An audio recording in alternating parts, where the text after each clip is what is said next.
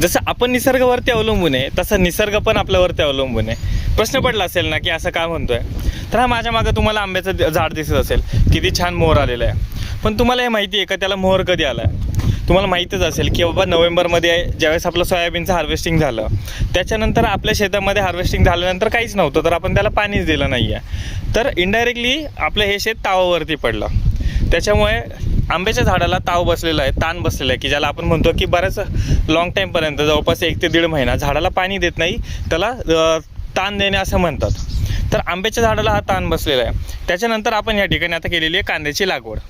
तर कांद्याच्या लागवडीसाठी आपण शेताची मशागत केली आहे. त्यानंतर लागवडीच्या वेळेस आपण पाणी भरलं आहे. तर त्यानंतर आपण इरिगेशन दिलं आहे, पाणी दिलं आहे. तर त्याच्यासोबत आपल्या आंब्याला पण पाणी गेलं आहे. तर पाणी गेल्यानंतर त्याच्यानंतर आंब्याला मोहर फुटायला सुरुवात झाली आहे. आता आपली कांद्याची लागवड झालेली आहे थोडी उशिरा. तर ज्यांच्या कांद्याची लागवड आधी झाली की म्हणजे झाडाला पाणी लवकर गेलं आहे, तर त्यांच्याकडचा मोहर बऱ्यापैकी जास्त फुटलेला आहे आणि त्यांच्या म्हणजे आधी हे झालेलं आहे.